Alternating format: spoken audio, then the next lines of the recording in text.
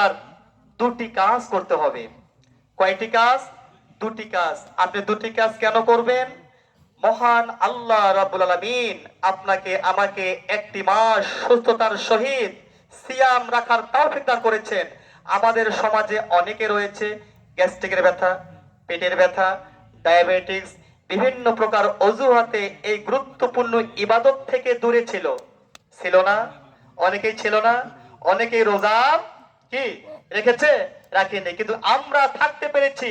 রোজা রাখার তৌফিক সুযোগ আল্লাহ রাব্বুল আলামিন আমাদেরকে করে দিয়েছে। এজন্য প্রথম আপনাকে সেই মহান আল্লাহ রাব্বুল আলামিনের বরত্ব ঘোষণা করতে হবে, মাহাত্ম্য ঘোষণা করবে। আমার আল্লাহ বলছেন ওয়ালি তুকাব্বিরুল্লাহ আলা মা হাদাকুম, আমি আল্লাহ রাব্বুল আলামিন যে তোমাদেরকে হেদায়েতের উপরে অটল রেখেছি, তোমাদেরকে হেদায়েতের রাস্তা দেখিয়েছি, এক মাস রোজা রাখার তৌফিক দিয়েছি। এজন্য তোমরা আমি আল্লাহর বরত্ব ঘোষণা করো। আল্লাহু আকবার বলেন না?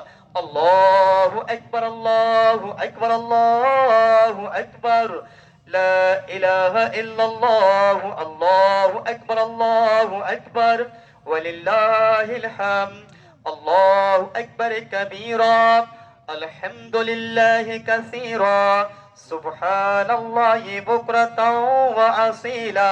বরত্ব ঘোষণা হবে একজনের, তিনি কে? আল্লাহ রাব্বুল আলামিন। দুই, লাআল্লাকুম তাশকুরুন, আমি আল্লাহ সুবহানাহু ওয়া তাআলা তোমাদেরকে একটি মাস সিয়াম সাধনার সুযোগ করে দিয়েছি। এই জন্য তোমরা আমি আল্লাহ রাব্বুল আলামিনের বেশি বেশি করে শুকর আদায় করো। এই দুটি কাজ আমাদেরকে করতে হবে। সম্মানিত হাজিরিন, আমরা একটি মাস রোজা থাকলাম, সিয়াম সাধনায় নিজেদেরকে নিয়োজিত রেখেছিলাম।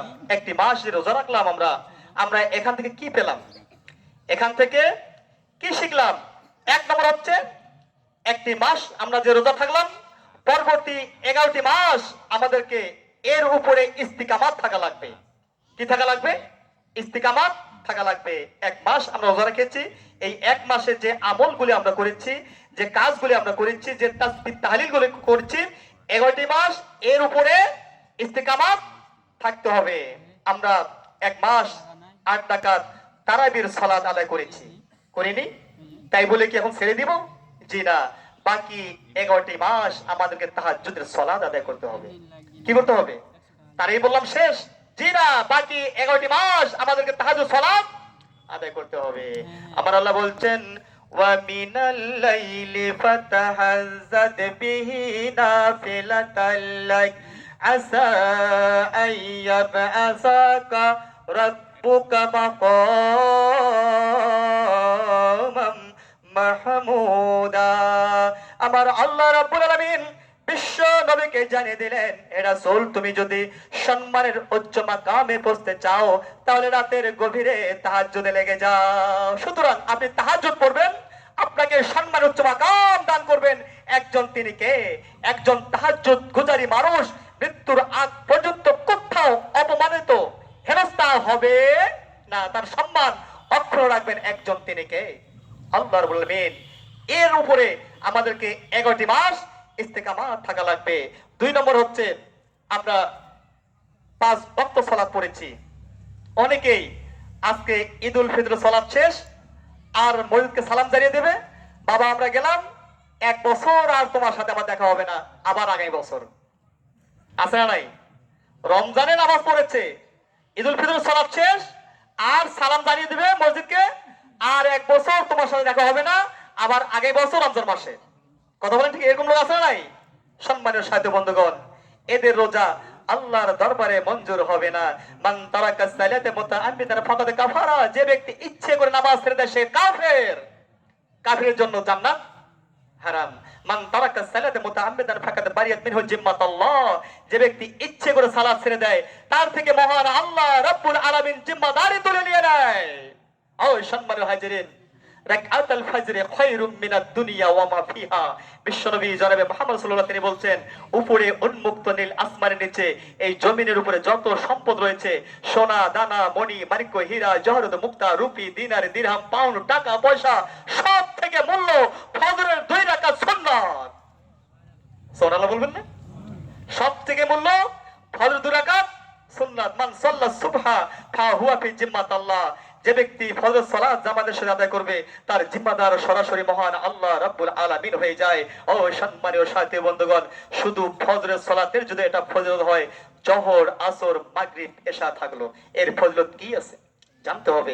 সুতরাং নামাজ ছাড়া যাবে না। মহান আল্লাহ রাব্বুল আলামিন যেন আমাদের সকলকেই মৃত্যুর আগ পর্যন্ত 5 ওয়াক্ত নামাজ পড়ার তৌফিক দান করেন। সকলে বলে আমিন। এরপরে মাহে রমজানে আমরা দান সাদকা করেছি, রমজান শেষ তাই বলে দান সাদকা করব না? বাকি 11টি মাসও দান সাদকা করতে হবে। এক মাস সিয়াম রেখেছি, শেষ আর রোজা নেই? জি না, বাকি 11টি মাস নফল সিয়াম রয়েছে। বৃহস্পতিবার সিয়াম রয়েছে, সোমবার সিয়াম রয়েছে, আইমে বিজার সিয়াম রয়েছে। এই সিয়ামগুলিও আমাদেরকে রাখতে হবে। এরপরে গরিব দুঃখীদেরকে খেতে দিয়েছি, খেতে দেইনি আমরা? রমজান মাসে খেতে দেইনি তাই বলে শেষ? জি না, বাকি 11টি মাস আমাদেরকে গরিব দুঃখীদের খোঁজ খবর নিতে হবে। তাহলে রমজান থেকে আমরা 1 নম্বর শিক্ষা পেলাম, 11টি মাস আমরা এর উপরে ইস্তেকামাত থাকবো। কি থাকবো? এর উপরে ইস্তেকামাত থাকবো। নাম্বার 2, রমজানে আমরা সবর অবলম্বন করেছি। 2 নম্বর শিক্ষা, রমজানে আমরা সবর অবলম্বন করেছি, করিনি? ধৈর্য ধরিনি? সেই সাহারি থেকে শুরু করে ইফতারির আগ পর্যন্ত তৃষ্ণা, ক্ষুধা লেগেছে, তারপরে খাইনি, ধৈর্য অবলম্বন করেছি। এই ধৈর্য আপনাকে বাকি 11টি মাস এর প্র্যাকটিস আপনার জীবনে বাস্তবায়িত করতে হবে। সম্মানীয় সাথী বন্ধুগণ, আমার আল্লাহ রাব্বুল আলামিন জানিয়ে দিলেন, ইয়া আইয়ুহাল্লাযীনা আমানুসবিরু ওয়াসাবিরু ওয়ারাবিতু ওয়াত্তাকুল্লাহ লাআল্লাকুম তুফলিহুন। আমার আল্লাহ বলছেন, হে ঈমানদারগণ, তোমরা ধৈর্য ধারণ করো এবং ধৈর্য ধারণে তোমরা প্রতিযোগিতা করো, আর একমাত্র মহান আল্লাহ রাব্বুল আলামিনকে ভয় করো, যাতে করে তোমরা সফলতার দ্বার প্রান্তে পৌঁছতে পারো। সফলতা কি? নিয়ামতে পরিপূর্ণ জান্নাত আমার আল্লাহ রাব্বুল আলামিন আপনাকে আমাকে দিয়ে দেবে। সুতরাং বিপদে আপদে বালা মুসিবতে সবর অবলম্বন করতে হবে। সম্মানিত হাজিরিন, 3 জিনিসের নাম হলো সবর। কয় জিনিস? কথা শুনতেছেন আপনারা? 3 জিনিসের নাম হলো সবর। 1, আল্লাহ রাব্বুল আলামিনের ইবাদতে অটল থাকা। পৃথিবীর জমিনে যত ইবাদত রয়েছে, নামাজ, রোজা, হজ, যাকাত, সত্য কথা বলা, পিতামাতার খেদমত করা, ইটিসি যত ইবাদত, এই ইবাদতের উপরে অটল থাকার নাম হলো সবর। নামাজ ধরেছি আর ছাড়বো না, রোজা রেখেছি আর ছাড়বো না, সম্পদ থাকলে যাকাত দিব, হজ করব, মিস করবো না। এই ইবাদতের ভিতরে, এই ইবাদতের উপরে অবিচল অটল থাকার নাম হলো সবর। 2 নম্বর হচ্ছে, পৃথিবীর জমিনে যত পাপ রয়েছে, সুদ, ঘুষ, জেনা, ব্যভিচার, হত্যা, লুণ্ঠন, ছিনতাই, রাহাজানি, কেলেঙ্কারি, যত প্রকার অপরাধ রয়েছে, শয়তানি অপকর্ম রয়েছে, সব পাপগুলি ঘৃণা ভরে ছেড়ে দেওয়ার নাম হলো সবর। কথা বুঝতেছেন?